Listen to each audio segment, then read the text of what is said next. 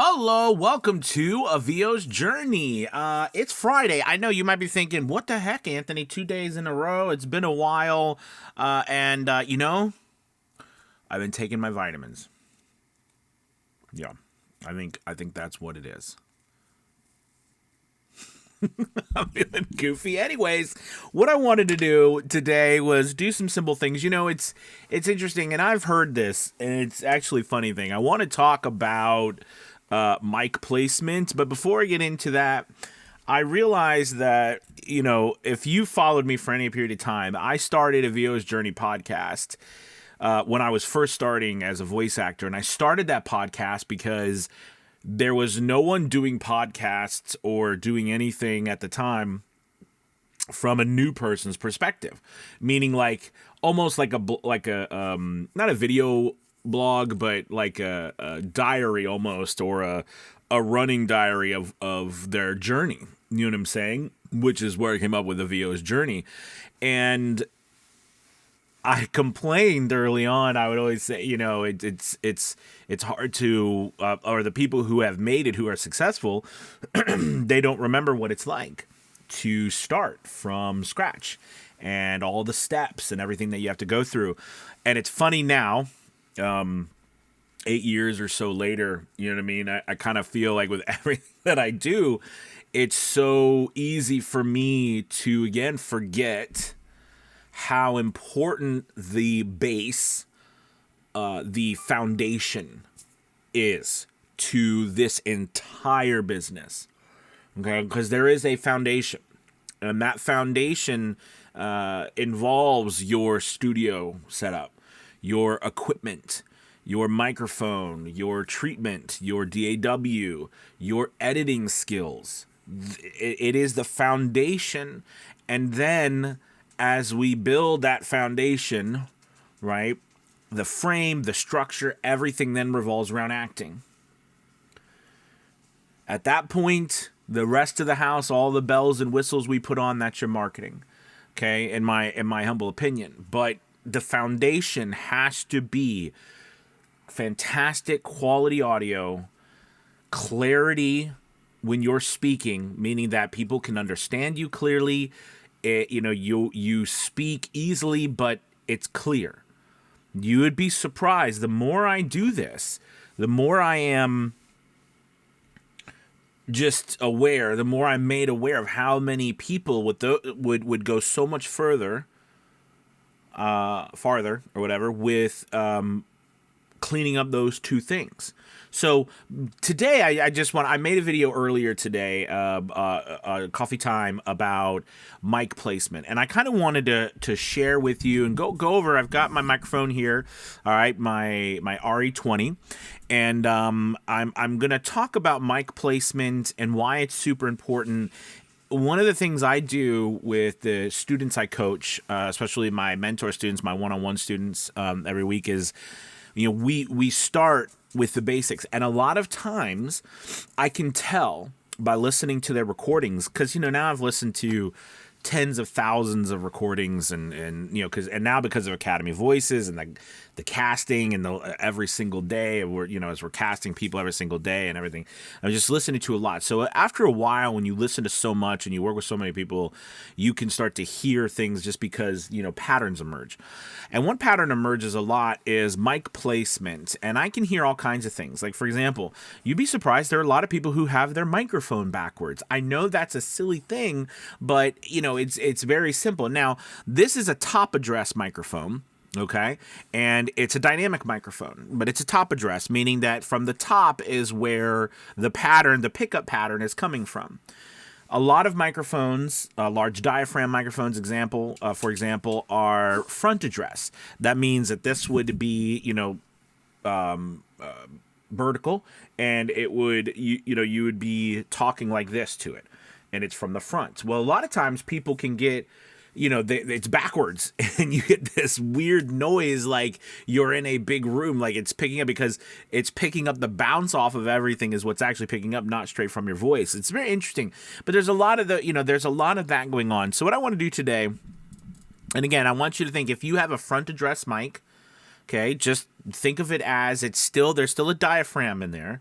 Okay, there's like a circle, okay, inside the microphone, and where that circle points, all right, depending on the pickup pattern, which is how wide that polar pattern is of pickup, right, to where your mouth can be within a range, okay, and whether it's front address or top address. So I want to talk about that and how that plays a massive role in how you sound. Do you ever notice that when you talk into a microphone, the closer you get to the microphone, it's louder, it's more clear? Now you might think, okay, well, duh. I mean, that makes sense because we're getting closer to it. But also, reason why too is because it's picking you up the way it should be. I see a lot of times voice actors have their microphones. Let's just address some general things that I want you to, really focus on this. This isn't, this is something that will, and you could possibly be getting no work because of these things. Not because of your acting, not because of your marketing, but because of these things, of the quality of your sound, all right? How well you're being picked up, etc. That really could be the number one factor of you not getting work. So first things first is you need to make sure that your microphone is actually pointed at your mouth, whether it's at a 45-degree angle. Now I like a 45-degree angle because I talk and I look at a big screen. Do you know what I mean? Here at my editing station, in my booth, okay, my actual booth, I mounted my TV, that I run this to, a big TV.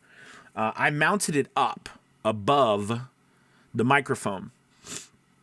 And then underneath that, I have a whole bunch of very large, these are not large, these are small ones, but very like 6 to 8 inches thick bass traps. And the reason I do that is I have the microphone in front of me. It allows me to speak into the microphone, look at the script because I'm looking up, and on top of that, and right in front of me is treatment, right? Is thick acoustical treatment. Used to be that I did everything in front of my computer just like this, so that it just, because there's no treatment here, it bounces right, because I have about a 27-inch screen here. So it bounces off that, and it's going to go behind me or whatever, and it bounce around. Go off to the sides, etc., etc. Anyways, in my booth, I've changed that. Okay, I have it straight in front of me. But if you don't, I like it at a 45-degree angle. But here's the thing, and this is a challenge. Most people at this 45-degree angle have the microphone pointing down like this. They have it pointed down like that. They have it up here like this. They have it facing this way. They have it facing behind them. They have it facing everywhere except right at their mouth. Okay, that's the first thing. You've got to make sure that this microphone, whether it's top address or front address, is pointing right at your mouth. Here's another tip. As you fix that, you have to learn how to be animated, but at the same time, right, because we want to be animated while we're talking because that brings out emotion, brings out a feeling. But at the same time, we need to be fully aware of where the microphone is and to not be like this. You know what I mean? Not be moving around and not be all like that. Okay? If you want to be that and do that, we need better quality equipment, okay, that can handle that, a bigger pickup pattern, a bigger polar pattern, a pickup pattern so that it's wider, all right? And we need a really well-treated space. Really, amazingly treated space, because the further you get from the microphone, the more off access you are from the main pickup of the microphone, the more it's going to pick up bouncing off of the wall. Do you see what I'm saying? And that doesn't sound good at all. So we want to make sure that this microphone is always pointed to our mouth. We are fully aware of our movement and everything that we're doing, but we're still focusing. You notice, like, when I talk, I'm very animated, but I still stick to a very specific area that I know the mic picks up. Right? Now, this is a dynamic microphone, and it's made for broadcasting. So it has a nice pickup pattern, okay, a decent-sized pickup pattern, a cardioid pattern. But at the same time, it's a dynamic microphone, so it's not going to be a microphone that I want to record voiceovers with. I mean, you can, absolutely. But I have a large diaphragm condenser, or a condenser microphone in my booth, And that's what I use for my, it's a tube mic because as I've upgraded over the years. But it's not a dynamic microphone. Dynamic microphones are typically, the most famous one, right, is the Shure, right? What is it? The SM, what is it? 80, 87, 80s, whatever that, the famous microphone with the ball on the end, probably, I think it's 87, 88, 86. Gosh, my brain is fricassee. Anyways, that microphone, is famous. You see it on stage, right? It's a dynamic. And the reason why that microphone, it's got that, the black handle with that silver ball, the famous looking microphone. It's a dynamic microphone because what it was made to do is to pick up your speaking, singing, yelling, talking right up close to it, and everything around you, the noise on the stage or whatever, it doesn't pick that up. It was built for that.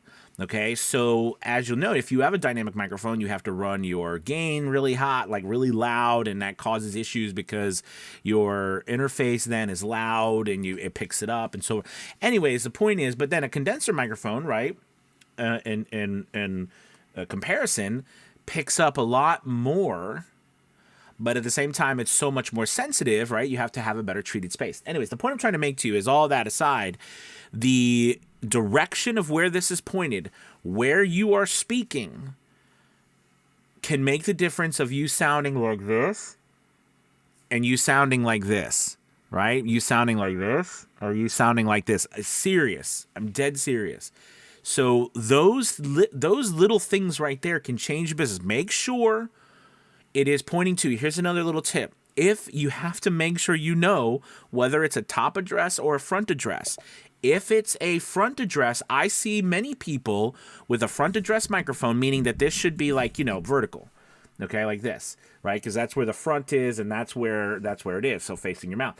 I see a lot of people treating those microphones like they're a top address, like this. If I was to flip this vertical, okay, it would not sound good. It would sound like I was in an echo chamber because this is where the pattern is coming out from up here. So it would be picking up the bounce off of the wall. So it would sound like you're in a, right? You can hear an echo because my door's open. But the point is, right, is that's how it would sound. So that happens to a lot of us. And it could be that your space is actually treated well, but your microphone is completely off position and your mouth is off position to where your pickup pattern is. Here's another thing. Know the pickup pattern. Your pickup pattern is, every single microphone has a different one. Some microphones even have the ability to change their pickup pattern, all right, or a polar pattern. And all that is the basically, like, think of it as a cone. A cone that comes out from your microphone that if you stay within that cone, it picks up your voice very well. If you go outside that cone, it doesn't pick up your voice anymore. Okay, we call it a polar pattern. There are many ones. There are cardioid, supercardioid, hypercardioid. The very popular one with a lot of people with space issues, right, is the shotgun microphone. It's a shotgun polar pattern, okay, because it's a very narrow pattern, right? So as long as you're on that pattern, it's amazing, okay? And it doesn't pick up, you know what I mean? It doesn't pick up anything outside that pattern, which is very ideal for people with space, like maybe there's extra noise and stuff in your space. That's why shotgun, that's why they use them outside. That's why they use them in movies. The Sennheiser 416, that's what it's used in movie. The microphone that's coming down, you see it, those are 416s. Okay, so knowing all of this is really vital to your success and the quality of your audio. So play with it. Listen to the difference. Okay, listen to the difference of how it sounds in different areas. You will eventually get used to this. The more you do it, it will become second nature. It won't be an issue anymore. I'm always aware of my microphone, okay, but it's not holding me back anymore. When I first started, I felt like it was such a elephant in the room, this microphone here, this is everything. But now it's just a part of what I do, right? I know where I need to be. And that's the thing, you got to know where you need to be to get the best sound. All right, enough of that. Thank you guys for watching. Play with that, really work on it. These basics are the key to everything. Really, when I'm listening to voice actor after voice actor after voice actor, I'm telling you, I don't even spend, like, you could have and we, again, I talked about this yesterday, but you could have a fantastic performance and just get skipped over because your audio is not good. So again, it goes back to the base, the foundation of everything, all right, is the quality of your sound, the microphone placement that you have, okay, the space, right, that dictates the quality. Okay, so make sure you are working on that. And when in doubt, if you're like, oh, is this enough? Triple it. Seriously, again, you cannot have too much treatment. If you're like, I don't know if it's enough, quadruple it. Seriously, go overboard. The better, like I would, if you're like in a hobo fort or a closet or something, I want you to have so much treatment in there that you can leave the door open and it's fine. Because it sucks up so much of when you're talking in there. That's how much treatment you want. Just quadruple it. Okay. You guys have a wonderful Friday. Thank you as always for watching. By the way, we published our 140th audiobook through Academy Voices. We're almost at 300 narrators on there. Listen, just on a quick note, now's the time to join because, there's still so much opportunity. I'm saying there will be continued opportunity, but there'll just be so much more people auditioning as we get to 400 and 500 and 600 and 700 and 1,000 and stuff. So now's the time to join to get entrenched into the platform because we're growing like hotcakes. So it's really working and we're publishing and a lot of fun. So there'll be a link below for that. And also I want to talk more about the women's study group. There's so much to talk about, but we'll talk about that next week. You guys have a wonderful weekend. Take it easy. Bye, everybody.